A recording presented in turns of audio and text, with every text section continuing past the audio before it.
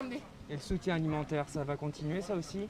Eh bien ça dépend de la Croix-Rouge. C'est un partenariat que nous avons fait entre la CTG, la Croix-Rouge et la mairie de Saint-Laurent et les services de l'État pour la distribution alimentaire.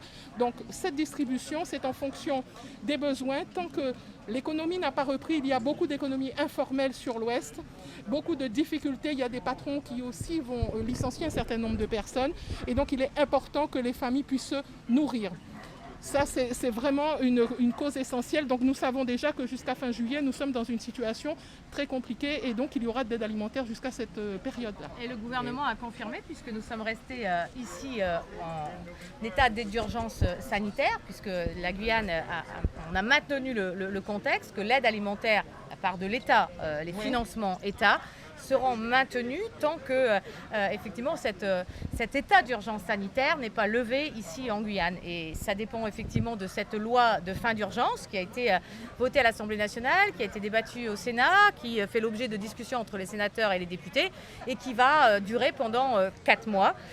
Et dès que effectivement nous lèverons l'urgence, les aides s'arrêteront de l'État, mais nous continuerons de toute façon pour l'instant et nous accompagnerons les communes et avec le Conseil territorial pour continuer aux côtés des plus fragiles de nos populations ici en Guyane. Concernant les frontières, le contrôle des frontières va-t-il être renforcé ou va-t-il être maintenu comme il est actuellement? Eh bien, vous avez juste un tout petit peu d'avance sur votre question, j'y répondrai ce soir.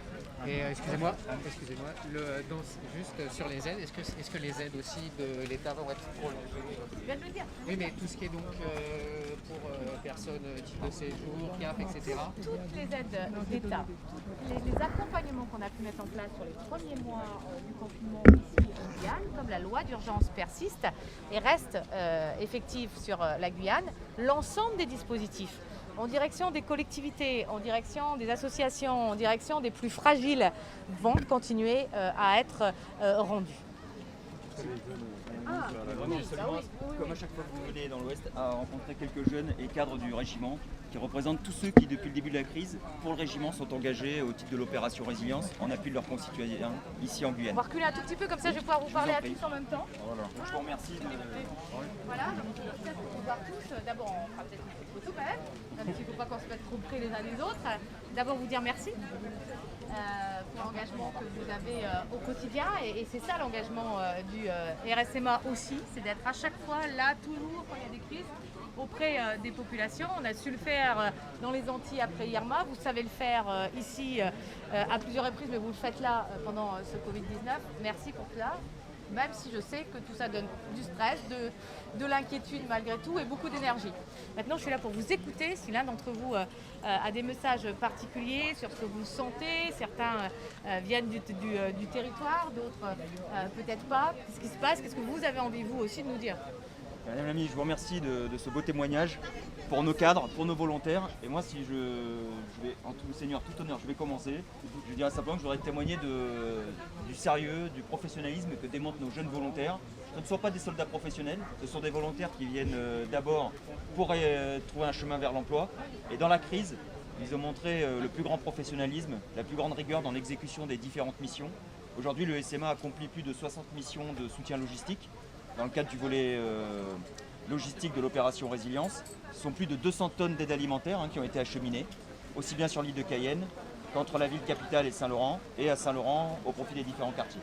Voilà. Donc je voulais leur rendre hommage. Et il y a un point qu'on a oublié, colonel, c'est qu'ils ont quand même participé à la logistique au niveau des intempéries. Oui, aussi. Il y avait une montée des eaux et donc ils ont fait un travail extraordinaire pour accompagner les acteurs. Tout à fait. Alors dites-moi, en termes d'apprentissage, si vous pouvez bouger un tout petit peu, que je vois tout le monde, rapprochez-vous un tout petit peu, voilà. En termes d'apprentissage, parce que vous n'êtes pas venu pour gérer les crises, c'était pas votre engagement, vous êtes venu pour des formations particulières, dans des domaines particuliers. Est-ce qu'en fin de compte, ces moments-là vous ont appris aussi beaucoup? Qui veut bien me répondre? Écoutez, pas timide.